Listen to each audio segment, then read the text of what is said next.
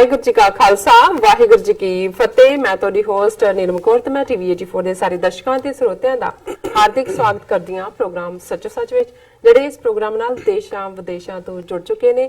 Khalsa fair centre ਦੇ ਸੰਚਾਲਕ doctor Amarjit Singh ji ਰੋਜ਼ਾਨਾ ਦੀ ਤਰ੍ਹਾਂ ਸਟੂਡੀਓ ਵਿੱਚ ਮੇਰੇ ਨਾਲ ਸ਼ਾਮਿਲ ਨੇ। ਆਓ ਨਾਲ ਮਿਲ ਕੇ ਅੱਜ ਦੇ ਅਹਿਮ ਇਸ਼ੂਜ਼ ਉੱਪਰ ਗੱਲਬਾਤ ਕਰਦੇ ਹਾਂ।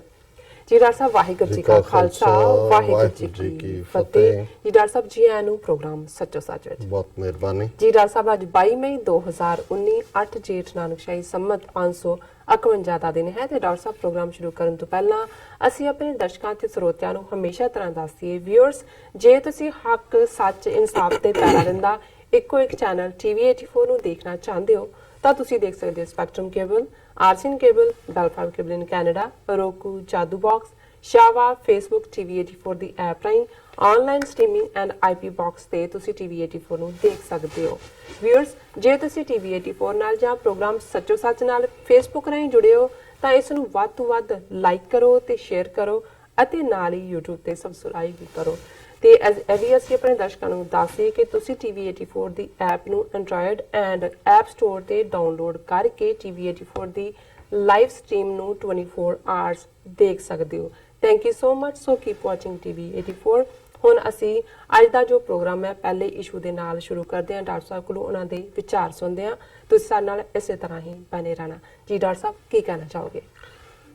ਦੇਖੋ, ਸਾਡੇ ਮਿੱਤਰ ਡਾਕਟਰ ਅਰਵਿੰਦਰ ਸਿੰਘ ਜਿਹੜੇ ਪ੍ਰੋਮੀਨੈਂਟ ਡੈਂਟਿਸਟ ਨੇ, ਉਹਨਾਂ ਨੇ ਅੱਜ ਇੱਕ ਈਮੇਲ ਦੇ ਵਿੱਚ ਇੱਕ ਲਘੂ ਕਹਾਣੀ, ਬਰੀਫ ਸਟੋਰੀ, ਛੋਟੀ, ਜਿਹਨੂੰ ਪਟ ਕਥਾ ਵੀ ਕਹਿੰਦੇ ਨੇ, ਜੀ, ਉਹ ਭੇਜੀ ਹੈ। ਬਿਲਕੁਲ। ਔਰ ਉਹਦੀ ਆਥਰਸ਼ਿਪ ਉਹਨਾਂ ਨੇ ਗੁਰਦੀਪ ਸਿੰਘ ਵੜੈਚ ਉਹਨਾਂ ਨੂੰ ਦਿੱਤੀ ਹੈ। ਜੀ।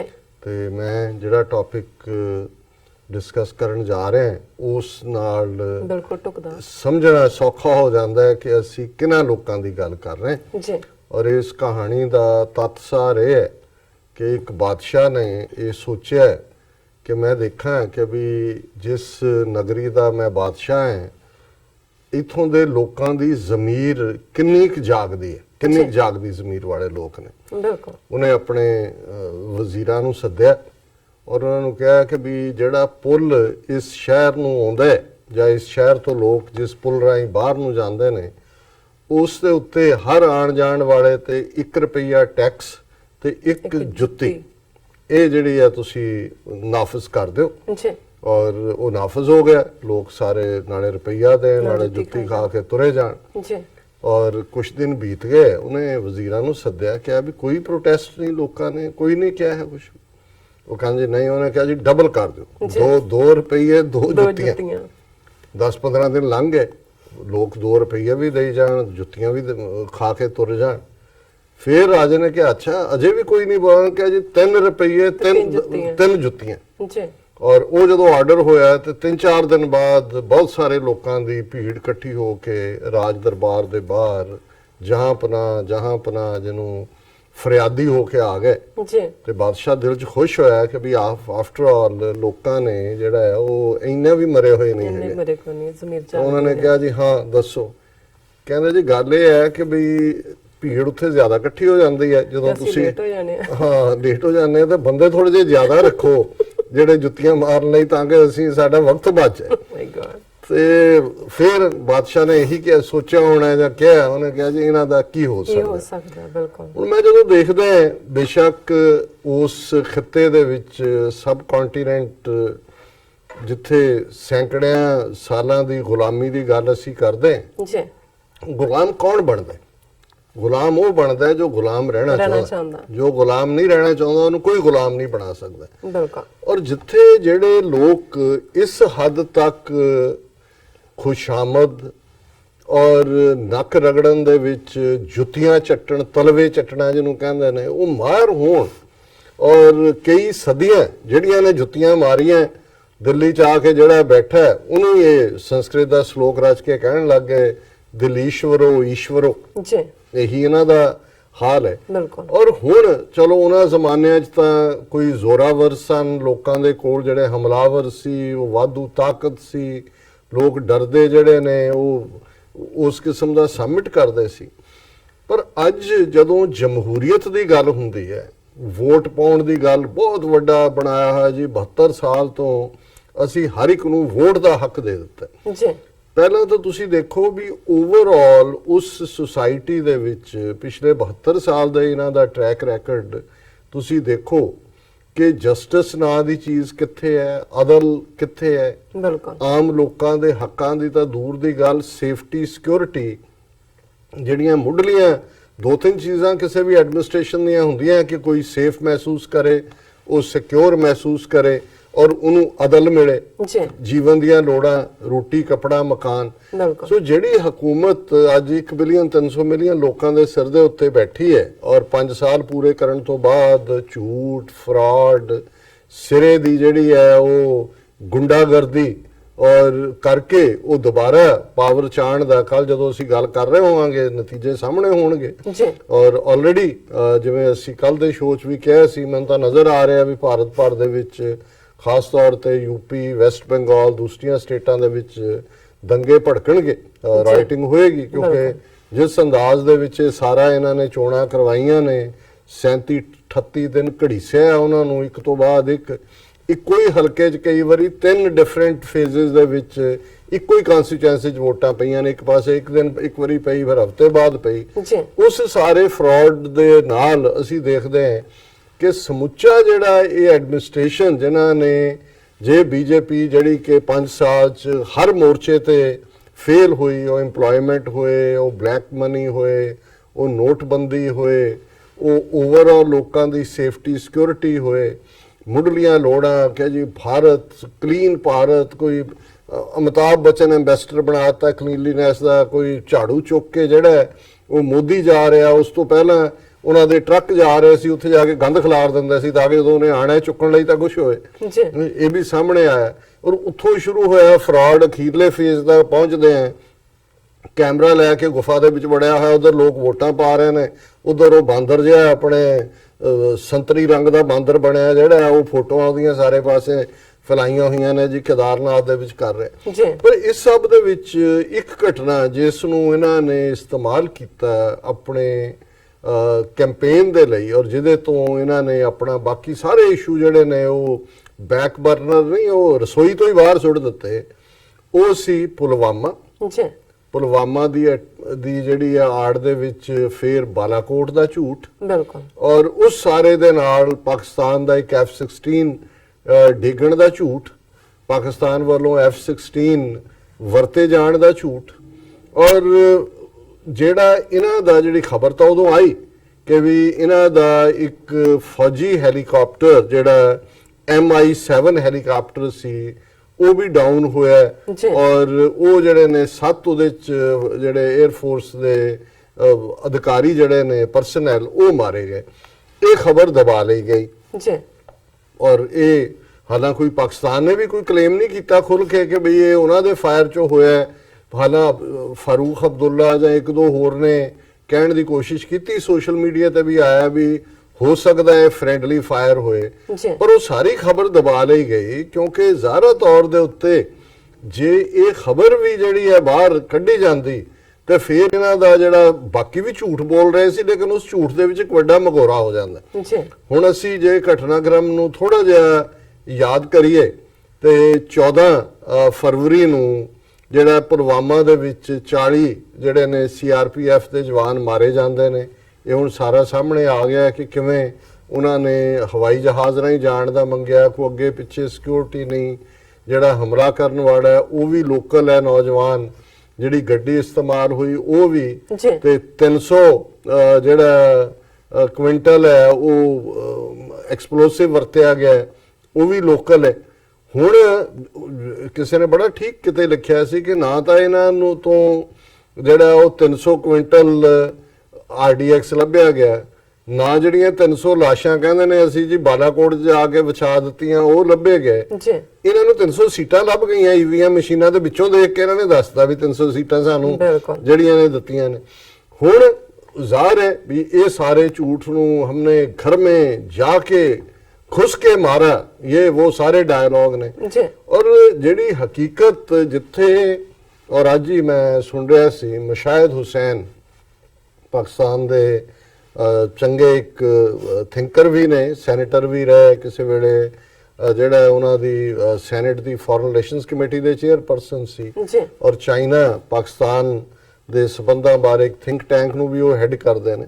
ਸੋ ਉਹ ਚਾਈਨਾ ਸੀ ਔਰ ਸ਼ਾਇਦ ਇਸ ਹਫ਼ਤੇ ਹੀ ਉਹ ਵਾਪਸ ਆਏ ਤੇ ਉਹ ਕਿਸੇ ਕੰਟੈਕਸਟ ਦੇ ਵਿੱਚ ਗੱਲ ਕਰਦਿਆਂ ਉਹਨਾਂ ਨੇ ਕਿਹਾ ਜੀ ਮੈਂ ਬੀਜਿੰਗ ਦੇ ਵਿੱਚ ਜਿਹੜਾ ਟੈਕਸੀ ਲਈ ਉਹਨੇ ਪੁੱਛਿਆ ਵੀ ਕਿੱਥੋਂ ਤੁਸੀਂ, ਕਹਿੰਦੇ ਮੈਂ ਕਿਹਾ ਪਾਕਿਸਤਾਨ ਤੋਂ। ਉਹਨੇ ਬੜੀ ਖੁਸ਼ੀ ਦਾ ਇਜ਼ਹਾਰ ਕੀਤਾ। ਉਹ ਕਹਿੰਦਾ ਵੀ ਉਹ ਟੈਕਸੀ ਵਾਲਾ ਕਹਿੰਦਾ ਹੈ ਕਿ ਜੀ ਮੈਂ ਤਾਂ ਅਸੀਂ ਤਾਂ ਇੱਥੇ ਸਮਝਦੇ ਸੀ ਕਿ ਜੀ ਜਿਹੜਾ ਉਹ ਇੰਡੀਆ ਔਰ ਅਮਰੀਕਾ ਦੇ ਔਰ ਦੂਜਾ ਜਿਹੜਾ ਉਹ ਬੜੀ ਇਹਨਾਂ ਦੀ ਹੈ। ਔਰ ਕਹਿੰਦਾ ਜੀ ਪਹਿਲੇ ਸਾਨੂੰ ਖੁਸ਼ੀ ਇਹ ਹੈ ਵੀ ਸਾਡੇ ਚੀਨੀ ਜਹਾਜ਼ਾਂ ਨੇ ਜਿਹੜਾ ਉਹਨਾਂ ਦਾ ਮਿਗ ਡਿੱਗਿਆ ਜੀ। ਫਿਰ ਉਹਨੇ ਕਿਹਾ ਜੀ ਇਹ ਤਾਂ ਕੁਝ ਵੀ ਨਹੀਂ ਹੈ ਵੀ ਸਾਨੂੰ ਤਾਂ ਭਾਰਤ ਦਾ ਫਿਕਰ ਕਰਨ ਦਾ ਲੋੜ ਹੀ ਨਹੀਂ ਹੈ, ਪਾਕਿਸਤਾਨ ਹੀ ਕਾਫੀ ਹੈ ਇੰਡੀਆ ਦੇ ਲਈ। ਤੇ ਉਹ ਮੁਸ਼ਾਹਿਦ ਹੁਸੈਨ ਕਹਿ ਰਹੇ ਸੀ, ਕਹਿੰਦੇ ਜੀ ਮੈਨੂੰ ਬੜੀ ਖੁਸ਼ੀ ਹੋਈ ਸੁਣ ਕੇ ਕਿ ਵੀ ਇੱਕ ਸਧਾਰਨ ਬੰਦਾ ਕਹਿ ਰਿਹਾ। ਸੋ ਜ਼ਾਹਿਰ ਹੈ ਕਿ ਜਿਨ੍ਹਾਂ ਦੇ ਨਾਲ ਇਹ ਕੰਪੀਟ ਕਰਨ ਦੀ ਲਾਈਨ 'ਚ ਨੇ ਉਹਨਾਂ ਦਾ ਤਾਂ ਜਿਹੜਾ ਲੇਮੈਨ ਹੈ, ਰਿਕਸ਼ਾ ਜਾਂ ਟੈਕਸੀ ਜਾਂ ਆਟੋ ਡਰਾਈਵਰ ਹੈ, ਆਟੋ ਰਿਕਸ਼ਾ, ਉਹਨੂੰ ਵੀ ਸਮਝ ਆ ਰਹੀ ਹੈ ਵੀ ਕੀ ਹੈ। ਤੇ ਜੇ ਇਸ ਕਹਾਣੀ ਵਿਚਲੇ ਜਿਹੜਾ ਜੁੱਤੀਆਂ ਖਾਣ ਵਾਲੇ ਵੀ ਔਰ 3-3 ਰੁਪਏ ਫਾਈਨ ਦੇਣ ਵਾਲੇ ਵੀ ਦੇਖਣੇ ਹੋਣ ਤੇ ਉਹ ਉਸ ਖਿੱਤੇ 'ਚ ਲੋਕ ਰਹਿੰਦੇ ਨੇ ਕਿ ਫੈਕਟ ਨਜ਼ਰ ਆ ਰਹੇ ਨੇ। ਕਿਵੇਂ ਇੰਟਰਨੈਸ਼ਨਲ ਮੀਡੀਆ ਨੇ ਇੱਕਦਮ ਜਿਹੜਾ ਬਾਲਾਕੋਟ ਦਾ ਜਿਹੜਾ ਇਹਨਾਂ ਦਾ ਝੂਠ ਸੀ ਉਹ ਸਾਹਮਣੇ ਲਿਆਂਦਾ। ਸੈਟੇਲਾਈਟ ਪਿਕਚਰਸ ਆਈਆਂ, F-16 ਦਾ ਝੂਠ ਅਮਰੀਕਾ ਨੇ ਕਿਹਾ ਇਹ ਉਹੀ ਕੋਈ ਟਰੰਕ ਦਾ ਟੁਕੜਾ ਚੁੱਕ ਕੇ ਕਹਿਣ ਜੀ ਇਹ F-16 ਆ ਗਿਆ, ਉਹ ਕਹਿੰਦੇ ਜੀ ਪੂਰੇ ਨੇ ਔਰ ਕੋਈ ਇਸ ਕਿਸਮ ਦਾ ਨਹੀਂ ਹੈ। ਹੁਣ ਇੱਕ ਪਾਸੇ ਤਾਂ ਪਾਕਿਸਤਾਨ ਦੀ ਔਰ ਪਾਕਿਸਤਾਨ ਨੇ ਉਹਦੇ ਤੇ ਜ਼ਾਹਿਰ ਹੈ ਕਿ ਕੋਈ ਬਹੁਤ ਹੁੱਬ ਕੇ ਜਿਹੜਾ ਉਹਨੂੰ ਰਿਐਕਟ ਨਹੀਂ ਕੀਤਾ ਸਿਚੁਏਸ਼ਨ ਨੂੰ, ਕਿਉਂਕਿ ਉਹ ਵੀ ਕਿਸੇ ਵੀ ਵਾਰ ਨੂੰ ਅਵੋਇਡ ਕਰਨਾ ਚਾਹੁੰਦੇ ਸੀ ਔਰ ਉਹਨਾਂ ਨੇ ਰਿਸਪੌਂਸਿਬਲੀ ਬਿਹੇਵ ਕੀਤਾ। ਪਰ ਅਲਟੀਮੇਟਲੀ ਸੱਚ ਨੂੰ ਤੁਸੀਂ ਕਿੰਨੇ ਕੁ ਪਰਦਿਆਂ ਦੇ ਵਿੱਚ ਲੁਕਾਓਗੇ, ਕਿੰਨੀ ਕੁ ਦੇਰ ਲੁਕਾਓਗੇ। ਔਰ ਇਹ ਖਬਰ ਜਿਹੜੇ ਹੁਣ ਇਸ ਨੂੰ ਲੈ ਕੇ ਕਿ ਭਾਈ ਜਿਹੜਾ ਇਹਨਾਂ ਦੇ ਜਿਹੜਾ ਹੈਲੀਕਾਪਟਰ ਡਿੱਗਿਆ 7, ਹੁਣ ਅੱਜ ਜਿਹੜੀ ਖਬਰ, ਕਿਉਂਕਿ ਆਲਰੇਡੀ ਉਸ ਦੀ ਜਿਹੜੀ ਰਿਪੋਰਟ ਸੋ ਕਾਲਡ ਸੀ ਉਹ ਲੀਕ ਇਹਨਾਂ ਨੇ ਕਰਨੀ ਸ਼ੁਰੂ ਕਰਤੀ। ਫਿਰ ਇਹ ਜਿਹੜੀ ਅੱਡ-ਅੱਡ ਜਿਹੜੀ ਸਿਚੁਏਸ਼ਨਸ ਦੇ ਵਿੱਚ ਅੱਡ-ਅੱਡ ਉਹ ਬਿਜ਼ਨਸ ਸਟੈਂਡਰਡ ਅਖਬਾਰ ਹੋਏ, NDTV ਹੋਏ ਔਰ ਇਹਨਾਂ ਦੇ ਇਕਨੋਮਿਕ ਟਾਈਮਸ ਹੋਏ, ਇਹਨਾਂ ਸਾਰਿਆਂ ਨੇ ਇਹਦੇ ਤੇ ਬੜੀਆਂ ਸਟੋਰੀਜ਼ ਕੀਤੀਆਂ ਸੀ। ਉਹਨਾਂ ਨੇ ਕਿਹਾ ਜੀ ਵੀ ਇਹ 7 ਮਾਰੇ ਗਏ ਨੇ ਔਰ ਬੁਡਗਾਮ ਜਿਹੜਾ ਇਹਨਾਂ ਦਾ ਫੌਜੀ 에ਅਰਪੋਰਟ ਹੈ ਉੱਥੋਂ ਇਹ ਉੱਡਿਆ। ਔਰ ਹੁਣ ਹਾਲਾ ਪਾਕਿਸਤਾਨ ਨੇ ਕਲੇਮ ਨਹੀਂ ਕੀਤਾ ਕਦੇ, ਆਇਆ ਤਾਂ ਉਹਨਾਂ ਖਬਰਾਂ ਦੇ ਨਾਲ ਹੀ ਕਿ ਜੇ ਹੁਣ ਇਹ ਹੋਇਆ ਵੀ ਏਡੇ ਕਿੰਨੇ ਕੁ ਜਹਾਜ਼ ਅਸਮਾਨ 'ਚ ਉੱਡ ਰਹੇ ਸੀ ਕਿ ਇਹਨਾਂ ਦਾ ਫ੍ਰੈਂਡਲੀ ਫਾਇਰ ਨਹੀਂ, ਇਹਨਾਂ ਦਾ ਆਪਣਾ ਜਿਹੜਾ ਹੈਲੀਕਾਪਟਰ ਸੁੱਟ ਲਿਆ। ਪਰ ਇਵੈਂਚੁਅਲੀ ਹੁਣ ਜਿਹੜੀਆਂ ਖਬਰਾਂ, ਕਿਉਂਕਿ ਮੀਡੀਆ ਲੀਕਸ ਤੋਂ ਬਾਅਦ, ਔਰ ਇਹਨੂੰ ਮੈਂ ਕਿਹਾ ਕਿ ਇਹ ਵੀ ਹਾਫ ਟਰੂਥ ਹੈ, ਫੈਕਟ ਇਹ ਹੈ ਕਿ ਇਹਨਾਂ ਦਾ ਜਿੱਥੇ ਪਾਕਿਸਤਾਨ ਨੇ ਮਿਗ ਸੁੱਟਿਆ, ਦੂਜੇ ਜਹਾਜ਼ ਬਾਰੇ ਅਜੇ ਤੱਕ ਵੀ ਕਲੈਰਿਟੀ ਨਹੀਂ ਹੈ, ਜਿਹਦੇ ਬਾਰੇ ਸੀ ਕਿ ਜੀ ਇਜ਼ਰਾਈਲੀ ਜਿਹੜਾ ਉਹ ਸੀ ਪਾਇਲਟ ਜਾਂ ਦੂਜਾ ਸੀ। ਲੇਕਿਨ ਇਸ ਬਾਰੇ ਕੋਈ ਸ਼ੱਕ ਨਹੀਂ ਹੈ ਕਿ ਕਿਉਂਕਿ ਇਹ ਜਿਹੜਾ ਇਹਨਾਂ ਦਾ ਹੈਲੀਕਾਪਟਰ ਡਿੱਗਿਆ, ਇਹ ਪਾਕਿਸਤਾਨੀ 에ਅਰ ਫੋਰਸ ਨੇ ਜਦੋਂ ਜਵਾਬੀ ਅਟੈਕ ਕੀਤਾ, ਕਿਉਂਕਿ 14 ਫਰਵਰੀ ਨੂੰ ਇਹ ਡਰਾਮਾ ਕਰਦੇ ਨੇ, ਉਹ ਸਾਰੇ ਦਾ ਜਿਹੜਾ ਪੁਲਵਾਮਾ ਵਾਲੇ ਇਹਨਾਂ ਦੇ 40 ਮਾਰੇ ਜਾਂਦੇ ਨੇ ਆਪ ਹੀ, ਉਹ ਸਾਰੇ ਇਹਨਾਂ ਦੀ ਜਿਹਨੂੰ ਕਹਿੰਦੇ ਨੇ ਕੰਟਰਾਈਵਡ ਸਿਚੁਏਸ਼ਨ, ਇਹ ਨਹੀਂ ਕਰਨ ਵਾਲਾ ਵੀ ਉਹੀ ਸੀ ਲੋਕਲ ਦੂਜਾ, ਲੇਕਿਨ ਤੁਸੀਂ ਸਿਚੁਏਸ਼ਨ ਕੰਟਰਾਈਵ ਕਰਦੇ ਹੋ ਕਿ ਬਈ ਇਵੇਂ ਹੋ ਰਿਹਾ, ਤੁਸੀਂ ਕਰ ਰਹੇ ਹੋ, ਉਹਨਾਂ ਨੂੰ ਕੋਈ ਹੋਰ ਗਾਈਡ ਕਰ ਰਿਹਾ।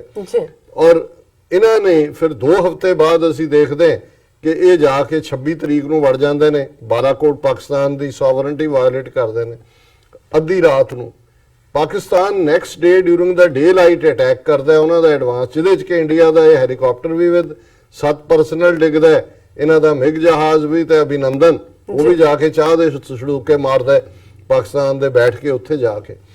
ਹੁਣ ਜਿਹੜੀ ਖਬਰ ਇਹਨਾਂ ਨੇ ਕਹੀ ਜੀ ਇਹ ਬਿਲਕੁਲ ਠੀਕ ਹੈ ਕਿ ਉਹ ਜਿਹੜਾ M17 ਦੇ ਹੈਲੀਕਾਪਟਰ ਡਿੱਗਿਆ ਇਹ ਫ੍ਰੈਂਡਲੀ ਫਾਇਰ 'ਚ ਸਾਡੇ ਹੀ ਕੀਤਾ, ਅਸੀਂ ਇਨਕੁਆਇਰੀ ਕਰਵਾਈ ਹੈ ਔਰ ਇੰਟਰਨਲ ਇਨਕੁਆਇਰੀ। ਔਰ ਹੁਣ ਪੁੱਛਣ ਵਾਲਾ ਗੱਲ ਸਧਾਰਨ ਇਹ ਹੈ ਕਿ ਇਹਦੀ ਕਿੰਨੀ ਕੁ ਇਨਕੁਆਇਰੀ ਸੀ ਜਿਹੜੀ 2 ਮਹੀਨੇ ਰੋਕ ਛੱਡੀ।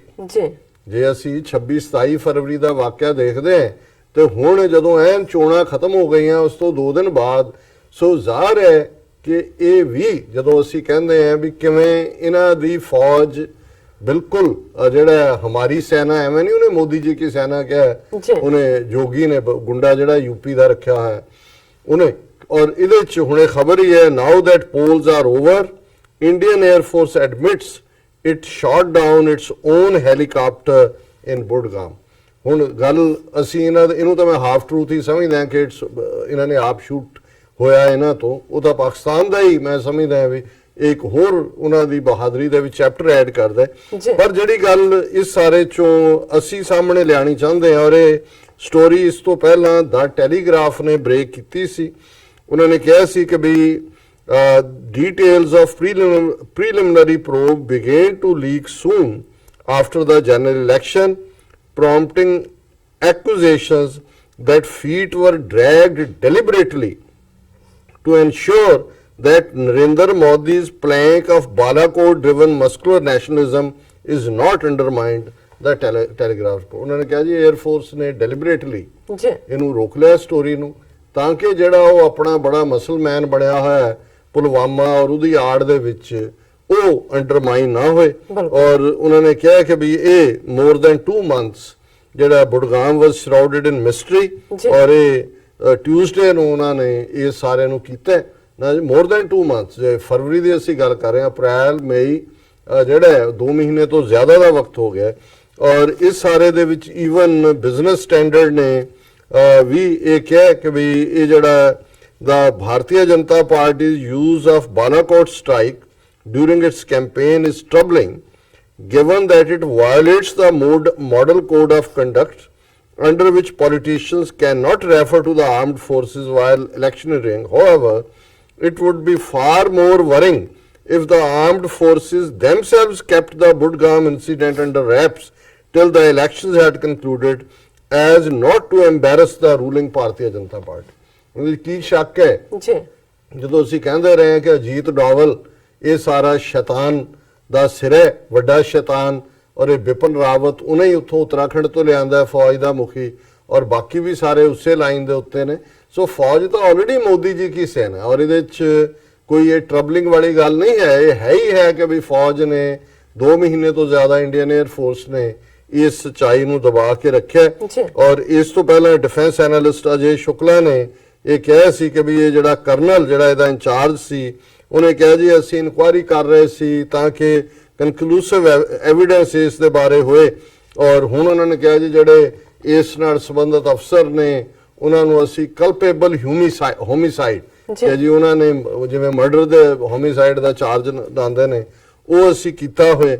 ਔਰ ਇਹ ਜਿਹੜਾ ਇਹੀ ਜਿਹੜਾ ਉਹ ਇੰਡੀਅਨ 에ਅਰ ਫੋਰਸ ਹੋਰ ਸ਼ੁਕਲੇ ਦੇ ਹਵਾਲੇ ਨਾਲ ਕਹਿ ਰਹੇ ਨੇ ਕਿ ਜੀ ਅਸੀਂ ਤਾਂ ਕੁਇਕਲੀ ਜਸਟਿਸ ਦੇਣਾ ਚਾਹੁੰਦੇ ਸੀ, ਪਰ ਅਸੀਂ ਸਮਝਦੇ ਹਾਂ ਕਿ ਗੋ ਸਲੋ ਆਰਡਰ ਜਿਹੜਾ ਉਹ ਉੱਤੋਂ ਆਇਆ। ਔਰ ਉਹ ਇਸ ਨੂੰ ਹੀ ਉਹਨਾਂ ਨੇ ਫਿਰ ਦਾ ਵਾਇਰ ਔਰ ਦੂਸਰਿਆਂ ਨੇ ਵੀ ਰਿਪੋਰਟ ਕੀਤਾ ਕਿ ਬਈ ਇਹ ਪੋਲਿਟਿਸਾਈਜ਼ ਕੀਤਾ ਹੋਇਆ ਸੀ ਇਹਨਾਂ ਨੇ ਬਾਲਾਕੋਟ। ਔਰ ਇਹ ਜੇ ਹਕੀਕਤ ਸਾਹਮਣੇ ਆਂਦੀ ਜਿਹੜੀ ਇਹਨਾਂ ਦੀ ਹਾਫ ਟਰੂਥ ਹੈ ਕਿ ਇਹਨਾਂ ਨੇ ਖੁਦ ਹੀ ਸੁੱਟਿਆ, ਹਾਲਾਂ ਇਹ ਵੀ ਝੂਠ ਹੈ, ਅੱਧਾ ਝੂਠ ਹੈ, ਲੇਕਿਨ ਇਹਨੇ ਮੋਦੀ ਦਾ ਫਿਰ ਜਿਹੜਾ ਸਾਰਾ ਝੂਠ ਹੈ ਜੋ ਵੇਚ ਰਿਹਾ ਸੀ ਉਹ ਨਹੀਂ ਸੀ ਵਿਕਣਾ। ਸੋ ਜ਼ਾਹਰ ਹੈ ਫੌਜ ਦਾ ਕੀ ਰੋਲ। ਔਰ ਮੈਂ ਦੇਖ ਰਿਹਾ ਕਿ ਜਿਵੇਂ ਇੱਕ ਤੋਂ ਬਾਅਦ ਇੱਕ ਇਹਨਾਂ ਨੇ ਆਪਣੀ ਫੌਜ ਇੰਡੀਅਨ 에ਅਰ ਫੋਰਸ ਦੀਆਂ ਧੱਜੀਆਂ ਉਡਵਾਈਆਂ ਨੇ। ਔਨ ਦਾ ਗਰਾਊਂਡ ਤਾਂ ਹੋ ਗਿਆ 24 ਘੰਟੇ ਦੇ ਵਿੱਚ ਜਿਹੜਾ ਅਸਮਾਨਾਂ ਨੇ ਫੈਸਲਾ ਕਰ ਦਿੱਤਾ ਹੈ ਕਿ ਇੰਡੀਆ ਵਰਸਸ ਪਾਕਿਸਤਾਨ 'ਚ ਦੀ ਜਿਹੜਾ 에ਅਰ ਪਾਵਰ ਹੈ ਉਹਦੇ 'ਚ ਇੰਡੀਆ ਕਿੱਥੇ ਲਾਈ ਕਰਦਾ। ਪਰ ਇਸ ਸਭ ਦੇ ਨਾਲ ਜਿਹੜਾ ਇਸ ਵੇਲੇ ਸਭ ਤੋਂ ਵੱਡਾ ਸਕੈਂਡਲ ਭਾਰਤ ਦੀ ਹਿਸਟਰੀ 'ਚ ਫੌਜ ਦੇ ਹਾਲਾਂ ਕਮਿਸ਼ਨ ਖਾਣ ਦੀ ਗੱਲ, ਉਹ ਬੋਫਰਸ ਹੋਏ, ਦੂਸਰਾ ਹੋਏ, ਇਹ 47 ਤੋਂ ਬਾਅਦ ਹੀ ਦੋਨੋਂ ਪਾਸਿਓਂ ਹੀ ਪਾਕਿਸਤਾਨ ਦੇ ਵਿੱਚ ਵੀ ਇਹ ਟ੍ਰੈਂਡ ਰਿਹਾ, ਕਿਉਂਕਿ ਜਿਹੜੇ ਮੁਲਕ ਵੀ ਉਹ ਫਰਾਂਸ ਹੋਏ, ਇੰਗਲੈਂਡ, ਯੂਰਪ, ਇਹ ਸਾਰੇ ਬ੍ਰਾਈਬ ਕਰਦੇ ਨੇ ਕਮਿਸ਼ਨ ਦੇਣ ਦੇ ਨਾਂ ਥੱਲੇ ਜਦੋਂ ਡੀਲ ਹੁੰਦੀ ਹੈ। ਔਰ ਇਹ ਕੋਈ ਚਪੜਾਸੀ ਭਰਤੀ ਕਰਨ ਜਾਂ ਕਲਰਕ ਭਰਤੀ ਰੱਖਣ, ਜਿਹੜੇ ਮੋਟੇ ਉੱਪਰ ਬੈਠੇ ਲੋਕ ਹੁੰਦੇ ਨੇ ਉਹ ਪੈਸਾ ਉਹ ਕਲਰਕ ਭਰਤੀ ਕਰਨ 'ਚ ਨਹੀਂ ਖਾਂਦੇ, ਉਹ ਲੋਅਰ ਲੈਵਲ ਦੇ ਮਿਨਿਸਟਰ ਖਾਂਦੇ ਨੇ। ਇਹ ਜਿਹੜੇ ਵੱਡੇ ਨੇ ਇਹ ਤਾਂ ਡਿਫੈਂਸ ਦੇ ਜਿਹੜੇ ਸੌਦੇ ਨੇ ਉਹਨਾਂ 'ਚ ਫਿਰ ਸਿੱਧਾ ਹੀ ਉਹਨਾਂ ਦਾ ਸਵਿਸ ਬੈਂਕਾਂ ਦੇ ਵਿੱਚ ਜਾਂਦਾ। ਪਰ ਇਸ ਸਾਰੇ ਦੇ ਵਿੱਚ ਵੀ ਰਾਫੇਲ ਦਾ ਮਾਮਲਾ ਜਿਹੜੇ ਜ਼ਾਹਰ ਹੈ, ਰਾਫੇਲ ਜਹਾਜ਼ 58,000 ਕਰੋੜ ਦਾ ਸੌਦਾ, ਔਰ ਇਹ ਫਰਾਂਸ ਦੀ ਕੰਪਨੀ ਜਿਹੜੀ ਹੈ ਦਸਾਲਟ ਐਵੀਏਸ਼ਨ ਜਿਹੜੀ ਉਹਨੂੰ ਬਣਾ ਰਹੀ ਹੈ, ਔਰ ਇਹਦੇ ਚੋਂ 58,000 ਕਰੋੜ 'ਚ ਆਲਮੋਸਟ ਜਿਹੜਾ 30,000 ਕਰੋੜ ਅੰਬਾਨੀ। ਔਰ ਜਿਹੜੀ ਖਬਰ ਹੁਣ ਇੱਕ ਪਾਸੇ ਜਿਵੇਂ ਅਸੀਂ ਕੱਲ ਵੀ ਜ਼ਿਕਰ ਕੀਤਾ ਸੀ, ਅਨਿਲ ਅੰਬਾਨੀ ਨੇ ਜਿਹੜਾ ਦਾ ਹੈਰਾਲਡ ਅਖਬਾਰ ਨਾਲ ਰਿਲੇਟਡ ਸੋਨੀਆ ਗਾਂਧੀ ਰਾਹੁਲ ਗਾਂਧੀ ਦੇ ਖਿਲਾਫ ਕੇਸ ਵਾਪਸ ਲੈ ਲਿਆ ਜੀ। ਸੀਬੀਆਈ ਨੇ ਮੁਲਾਇਮ ਸਿੰਘ ਯਾਦਵ ਔਰ ਉਹਦੇ ਬੇਟੇ ਜਿਹੜਾ ਦੂਜਾ ਯਾਦਵ ਅਖਿਲੇਸ਼ ਯਾਦਵ ਉਹਨੂੰ ਕਲੀਨ ਚਿੱਟ ਦੇ ਦਿੱਤੀ ਜੀ। ਸ਼ਿਵ ਸੈਨਾ ਨੇ ਬੜੀ ਤਾਰੀਫ ਕੀਤੀ ਜੀ, ਰਾਹੁਲ ਗਾਂਧੀ ਪ੍ਰਿਯੰਕਾ ਨੇ ਬਹੁਤ ਮਿਹਨਤ ਕੀਤੀ ਚੋਣਾਂ ਜਿੱਤਣ ਲਈ। ਤੇ ਮੈਂ ਉਹ ਕੱਲ ਇਹ ਕਮੈਂਟ ਕੀਤਾ ਸੀ ਕਿ ਇਹ ਜਿਹੜੀਆਂ ਵਿੰਡਸ ਆਫ ਚੇਂਜ ਨੇ ਇਹ ਕਿਹੜੇ ਪਾਸੇ ਦੀਆਂ ਨੇ। ਜਦੋਂ ਇਹ ਜਿਹੜੇ ਸਾਈਕੋਫੈਂਟਸ ਨੇ ਇਹਨਾਂ ਨੂੰ ਬਹੁਤ ਪਹਿਲਾਂ ਪਤਾ ਲੱਗ ਜਾਂਦਾ ਹੈ ਕਿ ਕੀ ਹੋਣ ਵਾਲਾ ਹੈ, ਔਰ ਕਿਤੇ ਨਾ ਕਿਤੇ ਉਹ ਦੋਨੋਂ ਪਾਸੇ ਹੀ ਰੱਖ ਰਹੇ ਨੇ ਕਿ ਵੀ ਇਹ ਕੀ ਚੱਲ ਰਿਹਾ। ਔਰ ਅੱਜ ਇੱਕ ਜਿਹੜੀ ਖਬਰ, ਕਿਉਂਕਿ ਜਿਹੜੀ ਵੀ ਹਕੂਮਤ ਜੇ ਕੋਈ ਆਲਟਰਨੇਟ ਆਂਦੀ ਹੈ ਤੇ ਸਭ ਤੋਂ ਵੱਡਾ ਸਕੈਂਡਲ ਔਰ ਜਿਹਦੇ 'ਚ ਬੜੀ ਬੁਰੀ ਤਰ੍ਹਾਂ ਬੇਨਕਾਬ ਹੋਣਗੇ ਉਹ ਰਫੇਲ 58,000 ਕਰੋੜ ਦਾ ਸਕੈਂਡਲ ਹੈ, ਜਿਹੜਾ ਸਿਰਫ ਮੋਦੀ ਅੰਬਾਨੀ ਔਰ ਕੰਪਨੀ ਦੇ ਹੈੱਡ ਤੱਕ ਹੀ, ਈਵਨ ਆਪਣੀ ਉਹਨਾਂ ਦੇ ਡਿਫੈਂਸ ਮਿਨਿਸਟਰ ਮਰ ਗਿਆ ਮਨੋਹਰ ਪਾਰੇਕਰ ਗੋਆ ਦਾ ਜਿਹੜਾ ਚੀਫ ਮਿਨਿਸਟਰ ਬਾਅਦ ਚ ਬਣ ਗਿਆ ਸੀ ਡਿਫੈਂਸ, ਉਹਦੇ ਪੀਰੀਅਡ 'ਚ ਹੋਇਆ।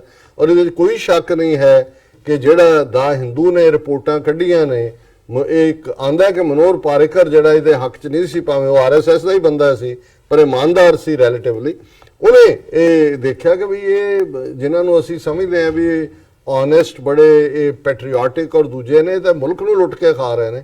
ਔਰ ਜ਼ਾਹਰ ਹੈ ਕਿ ਉਹਦੀਆਂ ਉਹ ਫਾਈਲਸ ਹੀ ਜਿਹੜੀਆਂ ਨੇ ਉਹ ਆਧਾਰ ਨੇ, ਔਰ ਕੱਲ ਨੂੰ ਜਿੱਥੇ ਵੀ ਇਹ ਲਾਈ ਕਰਦੀ ਹੈ ਔਰ ਇਹਨਾਂ ਨੇ ਫਿਰ ਸੁਪਰੀਮ ਕੋਰਟ 'ਚ ਕਿਹਾ ਜੀ ਸਾਡਾ ਤਾਂ ਚੋਰੀ ਹੋ ਗਿਆ ਉੱਥੋਂ ਰਫੇਲ ਦਾ ਸਟਾਫ, ਬਾਅਦ 'ਚ ਉਹਨਾਂ ਨੇ ਕਹਿੰਦੇ ਨਹੀਂ ਉਹ ਕਾਪੀ ਕੀਤਾ ਕਿਸੇ ਨੇ, ਚੋਰੀ ਨਹੀਂ ਹੋਇਆ। ਸੋ ਇਹਨਾਂ ਨੂੰ ਪਤਾ ਹੈ ਵੀ ਜਦੋਂ ਵੀ ਇਨਵੈਸਟੀਗੇਸ਼ਨ ਹੋਈ ਸਭ ਤੋਂ ਵੱਡਾ ਸਕੈਂਡਲ ਰਫੇਲ ਦਾ ਨਿਕਲੇਗਾ। ਔਰ ਅੱਜ ਜਦੋਂ ਇੱਕ ਪਾਸੇ ਇੰਡੀਅਨ 에ਅਰ ਫੋਰਸ ਜਿਹੜੀ ਹੈ ਬੁੜਗਾਮ ਵਾਲੇ ਹੈਲੀਕਾਪਟਰ ਨੂੰ ਫ੍ਰੈਂਡਲੀ ਫਾਇਰ ਦੱਸ ਰਹੀ ਸੀ, ਦੂਜੀ ਖਬਰ ਜਿਹੜੀ ਇਹਨਾਂ ਦੀ ਨਿਊਜ਼ ਏਜੰਸੀ ਦੀ ਹੈ, attempted break in at Indian air force Paris office handling Rafale procurement. ਹੁਣ ਪੈਰਿਸ ਦੇ ਵਿੱਚ, ਫਰਾਂਸ ਪੈਰਿਸ ਦੇ ਵਿੱਚ ਇਹਨਾਂ ਨੇ ਇਸੇ ਹੀ ਰਫੇਲ ਦੇ ਨਾਲ ਜਿਹੜਾ ਰਿਲੇਟਡ ਆਪਣਾ ਦਫ਼ਤਰ ਖੋਲਿਆ ਹੋਇਆ, ਜਿਹਨੂੰ ਇੱਕ ਗਰੁੱਪ ਕੈਪਟਨ ਮੇਨਟੇਨ ਜਿਹੜਾ ਉੱਥੇ ਬੈਠਾ ਹੈ, 2 ਫਾਈਟਰ ਪਾਇਲਟ ਨੇ, 1 ਲੌਜਿਸਟਿਕ ਆਫਿਸਰ ਹੈ ਔਰ ਬਾਕੀ ਬਹੁਤ ਸਾਰੇ ਉਹਨਾਂ ਦੇ ਵੈਪਨ ਐਕਸਪਰਟ ਔਰ ਦੂਜੇ ਨੇ ਜਿਹੜੇ ਉੱਥੇ ਬੈਠੇ ਹੋਏ ਨੇ। ਔਰ ਇਹ ਖਬਰ ਨਿਊ ਦਿੱਲੀ ਡੇਟ ਲਾਈਨ ਦੇ ਹਵਾਲੇ ਨਾਲ ਹੈ, ਪੈਰਿਸ ਦੇ ਹਵਾਲੇ ਨਾਲ ਨਹੀਂ ਹੈ, ਕਿ ਇਨ ਐਨ ਸਸਪੈਕਟਡ ਕੇਸ ਆਫ ਐਸਪਾਇਨੇਜ, ਕਿ ਅਗੇਨ ਜਸੂਸੀ, ਜਿਵੇਂ ਇਹਨਾਂ ਦੀਆਂ ਫਾਈਲਾਂ ਡਿਫੈਂਸ ਮਿਨਿਸਟਰੀ ਦੀਆਂ ਉੱਥੋਂ ਇਹਨਾਂ ਨੇ ਕਿਹਾ ਸੀ ਚੋਰੀ ਹੋਇਆ, ਇਹਨੂੰ ਵੀ ਇਹਨਾਂ ਨੇ ਜਸੂਸੀ ਨਾਲ ਜੜਿਆ। There was an attempted break-in on Sunday at the Indian Air Force Paris office, which is overseeing production of 36 Rafale fighter jets for India, military source said. Sunday ਨੂੰ ਉਹਨਾਂ ਦੇ ਇਲੈਕਸ਼ਨ ਐਕਸਪਰਟ ਆ ਰਹੇ ਨੇ ਕਿ ਜੀ 306 ਸੀਟਾਂ ਔਰ 4 ਚਫੇਰੇ ਇੱਕ ਦੂਜੇ ਨੂੰ ਸਾਰੇ ਹੀ ਪੋਲ ਦੱਸ ਰਹੇ ਨੇ। ਤੇ ਇਧਰ ਪੈਰਿਸ ਦੇ ਵਿੱਚ ਰਫੇਲ ਦੇ ਦਫ਼ਤਰ ਦੇ ਵਿੱਚ ਚੋਰ ਵੜ ਗਏ, ਬ੍ਰੇਕ ਇਨ ਹੋਇਆ। ਫਿਰ ਇਹ ਕਹਿੰਦੇ ਜੀ group of unidentified persons broke into the office of Indian Air Force Rafale project management team in the suburbs of Paris, and local police are probing whether the attempt was to steal classified data relating to the aircraft. ਹੁਣ ਦਾ ਮਤਲਬ ਇਹ ਹੈ ਇਹਨਾਂ ਨੇ ਉੱਥੋਂ data ਗਾਇਬ ਕਰਤਾ। ਚੋਰ ਚਾਰ ਕਿਹੜੇ ਆਏ ਉਹ ਇਹਨਾਂ ਦੇ ਆਪਣੇ ਹੀ ਕੋਈ ਹਾਈਡ ਹੋਣਗੇ ਦੱਸਣ ਦੇ ਲਈ। ਜਦੋਂ ਵੀ ਕੋਈ ਇਨਕੁਆਰੀ ਹੁੰਦੀ ਹੈ ਫਿਰ ਸਾਰੇ ਟੈਲੀ ਹੁੰਦੇ ਨੇ ਕੀ ਹੈ, ਉਹ ਉੱਥੋਂ ਹੀ ਫਾਈਲਾਂ ਹੀ ਗਾਇਬ ਕਰ ਦਿਓ। ਇਹ ਵੀ ਪੁਰਾਣਾ ਤਰੀਕਾ ਸੀ। ਕੈਰੋਂ ਬੜਾ ਕਰਪਟ ਜਦ ਉਹਦਾ ਕੇਸ ਜਦੋਂ ਸਾਹਮਣੇ ਆਂਦਾ ਸੀ ਜਾਂ ਉਹਦੇ ਬਾਰੇ ਸੀ ਕਿ high court Punjab Haryana high court 'ਚ, ਉਦੋਂ ਹਰਿਆਣਾ ਤਾਂ ਨਹੀਂ ਸੀ, ਪੰਜਾਬ ਹਾਈ ਕੋਰਟ ਦੇ ਜਿਸ ਅਲਮਾਰੀ 'ਚੋਂ ਰੱਖਿਆ ਸੀ ਉਹ ਅਲਮਾਰੀ ਨੂੰ ਹੀ ਅੱਗ ਲਵਾਤੀ। ਕਹਿੰਦੇ ਜੀ ਸਾਰੇ ਹੀ ਸੜ ਗਏ, ਲੱਭ ਲਓ ਤੁਸੀਂ ਸਬੂਤ ਇਕੱਠੇ ਕਰ ਲਓ। ਸੋ ਇਹ ਉਹਨਾਂ ਦਾ ਉਹਨਾਂ ਨੇ ਕਿਹਾ ਕਿ ਵੀ ਫਿਰ ਨਾਲ ਹੀ ਉਹਨਾਂ ਨੇ ਕਿਹਾ ਜੀ ਪਹਿਲੀ ਇਨਕੁਆਰੀ ਦੱਸਦੀ ਹੈ ਕਿ ਕੋਈ ਡਾਟਾ ਹਾਰਡਵੇਅਰ ਚੋਰੀ ਨਹੀਂ ਹੋਇਆ। Local police are investigating the incident. ਔਰ ਉਹਨਾਂ ਨੇ ਕਿਹਾ ਜੀ ਇੰਡੀਅਨ 에ਅਰ ਫੋਰਸ ਨੇ ਡਿਫੈਂਸ ਮਿਨਿਸਟਰੀ ਨੂੰ ਇਸ ਦੇ ਬਾਰੇ ਜਿਹੜਾ ਬਰੀਫ ਕਰ ਦਿੱਤਾ ਹੈ। ਸੋ ਮੈਂ ਇਸ ਸਾਰੇ ਨੂੰ ਹੀ ਇਹ ਜਿਹੜੀ ਇਹਨਾਂ ਦੇ ਦਫ਼ਤਰ 'ਚ ਪੈਰਿਸ 'ਚ ਅਨਆਇਡੈਂਟੀਫਾਈਡ ਬੰਦੇ ਵੜ ਗਏ, ਅਜੇ ਉੱਥੇ ਅੰਬ ਚੂਪਣ ਗਏ ਸੀ, ਜਿਵੇਂ ਮੋਦੀ ਅਕਸ਼ੇ ਕੁਮਾਰ ਨੂੰ ਦੱਸ ਰਿਹਾ ਸੀ ਕਿ ਮੈਂ ਅੰਬ ਕਿਵੇਂ ਚੂਪਦਾ। ਪਰ ਕੁੱਲ ਮਿਲਾ ਕੇ ਅਸੀਂ ਇਹ ਸਮਝਦੇ ਹਾਂ ਵੀ ਇੱਕ ਪਾਸੇ ਜਿੱਥੇ ਇਹਨਾਂ ਨੇ ਉਸ ਆਪਣੇ ਓਪੀਨੀਅਨ ਪੋਲ ਅਮਿਤ ਸ਼ਾਹ ਅਰੁਣ ਜੇਤਲੀ ਰਾਹੀਂ ਇਹ ਵੇਚਿਆ ਕਿ ਜੀ ਅਸੀਂ ਆ ਹੀ ਰਹੇ ਹਾਂ, ਸ਼ਾਨੋ ਸ਼ੌਕਤ ਨਾਲ ਅਸੀਂ ਬਦਮਾਸ਼ ਵਾਪਸ ਆ ਰਹੇ ਹਾਂ। ਉੱਥੇ ਇਹ ਡਿਵੈਲਪਮੈਂਟਸ ਦੱਸਦੀਆਂ ਕਿ ਉਹਨਾਂ ਨੇ ਬੈਕਅਪ ਵੀ ਰੱਖਿਆ ਕਿ ਜੇ ਕੁਛ ਇਸ ਕਿਸਮ ਦਾ ਹੋ ਗਿਆ, ਹੁਣ ਸਾਰੀਆਂ ਸਟੇਟਾਂ 'ਚ West Bengal, UP, Odisha worker ਬੈਠੇ ਨੇ ਰੀਜਨਲ ਪਾਰਟੀਆਂ ਦੇ ਬਾਹਰ, ਜਿੱਥੇ ਇਹਨਾਂ ਨੇ ਉਹ ਈਵੀਐਮ ਮਸ਼ੀਨਾਂ ਰੱਖੀਆਂ ਹੋਈਆਂ ਵੀ ਇੱਥੋਂ ਕੁਝ ਨਹੀਂ ਜਾਣ ਦੇਣਾ। ਜੀ। ਔਰ ਜ਼ਾਹਰ ਹੈ ਹੋ ਸਕਦਾ ਹੈ ਨਤੀਜੇ ਜਿਹੜੇ ਨੇ ਕੱਲ ਅਸੀਂ ਜਿਹੜਾ ਇਸ ਦੇ ਉੱਤੇ ਗੱਲਬਾਤ ਕਰ ਰਹੇ ਹੋਵਾਂਗੇ ਬਿਲਕੁਲ ਕਿ ਵੀ ਉਹ ਬਿਲਕੁਲ ਹੀ ਆਪੋਜ਼ਿਟ ਹੋਣ, ਤੇ ਉਹਨਾਂ ਨੇ ਆਪੋਜ਼ਿਟ ਪ੍ਰਬੰਧ ਵੀ ਕਰ ਲਿਆ। ਉਹ ਅਨਿਲ ਅੰਬਾਨੀ ਨੇ ਵੀ ਕਰ ਲਿਆ, ਸ਼ਿਵ ਸੈਨਾ ਨੇ ਵੀ ਕਰ ਲਿਆ, ਤੇ ਪੈਰਿਸ ਦਫ਼ਤਰ ਚੋਂ ਇਹਨਾਂ ਨੇ ਉਹ ਵੀ ਜਿਹੜਾ ਫਾਈਲਾਂ ਵੀ ਖੁਰਦ-ਪੁਰਦ ਕਰ ਲਈਆਂ, ਔਰ ਇਹ ਕਹਿਣਗੇ ਜੀ ਲੈ ਗਏ ਚੋਰ। ਔਰ ਫਿਰ ਜੇ ਉਸ ਕਹਾਣੀ ਦਾ ਜ਼ਿਕਰ ਕਰੀਏ ਤੇ ਉਹ ਬਾਦਸ਼ਾਹ ਕੌਣ ਹੈ ਜਾਂ ਕੌਣ ਸੀ, ਇਹ ਬਿਸਾਈਡਸ ਦਾ ਪੁਆਇੰਟ ਹੈ। ਪਰ ਜਿਹੜੀ ਜਨਤਾ ਸੀ, ਰੁਪਈਏ ਵੀ ਟੈਕਸ ਦੇਣ ਵਾਲੀ ਤੇ ਜੁੱਤੀਆਂ ਵੀ ਖਾਣ ਵਾਲੀ, ਉਹ ਜ਼ਾਹਿਰਾ ਤੌਰ ਤੇ ਇਹਨਾਂ ਦੀ, ਜਿਹਨੂੰ ਇਹ ਆਪਣਾ ਬੜਾ ਗਰਵ ਸੇ ਕਹੋ ਕਿ ਹਮ ਹਿੰਦੂ ਹੈ, ਉਹ ਇਹਨਾਂ ਦੀ ਜਨਤਾ ਹੀ ਸੀ, ਹੋਰ ਕੋਈ ਨਹੀਂ ਹੋ ਸਕਦਾ, ਹੋਰ ਕੋਈ ਇਸ ਡਿਸਕ੍ਰਿਪਸ਼ਨ 'ਚ ਫਿੱਟ ਹੀ ਨਹੀਂ ਹੋ ਸਕਦਾ। ਜੀ ਡਾਕਟਰ ਸਾਹਿਬ ਤੁਹਾਡਾ ਬਹੁਤ-ਬਹੁਤ ਸ਼ੁਕਰੀਆ। ਤੁਸੀਂ ਪਹਿਲਾ ਇਸ਼ੂ ਸਾਡੇ ਦਰਸ਼ਕਾਂ ਨਾਲ ਸਾਂਝਾ ਕੀਤਾ। ਰਹਿੰਦੇ ਇਸ਼ੂ ਆਪਾਂ ਆਫਟਰ ਬ੍ਰੇਕ ਡਿਸਕਸ ਕਰਦੇ ਹਾਂ। ਇਸ ਤੋਂ ਪਹਿਲਾਂ ਅਸੀਂ ਆਪਣੇ ਦਰਸ਼ਕਾਂ ਤੇ ਸਰੋਤਿਆਂ ਨੂੰ ਅਪੀਲ ਤੇ ਬੇਨਤੀ ਕਰ ਦਈਏ, ਵਿਊਅਰਸ, ਜਿਸ ਤਰ੍ਹਾਂ ਕਿ ਤੁਸੀਂ ਜਾਣਦੇ ਹੋ ਕਿ ਟੀਵੀ 84 ਇੱਕ ਪੰਥਕ ਚੈਨਲ ਹੈ। ਟੀਵੀ 84 ਸਿੱਖਾਂ, ਕਸ਼ਮੀਰੀਆਂ ਅਤੇ ਭਾਰਤ ਦੀਆਂ ਨੌਰਥ ਸਟੇਟਾਂ ਦੇ ਲੋਕਾਂ ਦੇ ਸਵੈ ਨਿਰਣੇ ਦੇ ਹੱਕਾਂ ਦਾ ਹਾਮੀ ਹੈ। ਅਸੀਂ ਚਾਹਾਂਗੇ ਕਿ ਤੁਸੀਂ ਟੀਵੀ 84 ਦੀ ਚੜ੍ਹਦੀ ਕਲਾ ਲਈ ਵੱਧ ਤੋਂ ਵੱਧ ਡੋਨੇਟ ਕਰੋ। ਡੋਨੇਟ ਕਰਨ ਲਈ ਸਾਡੀ ਵੈਬਸਾਈਟ tv84.tv ਤੇ ਜਾ ਕੇ ਪੇਪਲ ਦੀ ਵਰਤੋਂ ਕਰਕੇ ਵਨ ਟਾਈਮ ਡੋਨੇਟ ਕਰ ਸਕਦੇ ਹੋ, ਮੰਥਲੀ ਡੋਨੇਟ ਵੀ ਕਰ ਸਕਦੇ ਹੋ। ਤੁਸੀਂ ਟੀਵੀ 84 ਦੇ ਨਾਮ ਤੇ ਚੈੱਕ ਬਣਾ ਕੇ ਸਾਨੂੰ ਮੇਲ ਵੀ ਕਰ ਸਕਦੇ ਹੋ ਸਾਡੇ ਇਸ ਪਤੇ ਤੇ 36-01 37th ਐਵਨਿਊ, ਲੌਂਗ ਆਈਲੈਂਡ ਸਿਟੀ, ਨਿਊਯਾਰਕ 11101 USA, ਜਾਂ ਫਿਰ ਤੁਸੀਂ ਸਾਨੂੰ ਫੋਨ ਰਾਹੀਂ ਵੀ ਸੰਪਰਕ ਕਰ ਸਕਦੇ ਹੋ ਸਾਡੇ ਫੋਨ ਨੰਬਰ ਤੇ 5164060694। Thank you so much viewers. ਵਿਚਾਰਾਂ ਦਾ ਸਿਲਸਿਲਾ ਇਸ ਤਰ੍ਹਾਂ ਚੱਲਦਾ ਰਹੇਗਾ। ਮਿਲਦੇ ਹਾਂ ਛੋਟੇ ਜਿਹੇ ਬ੍ਰੇਕ ਤੋਂ ਬਾਅਦ।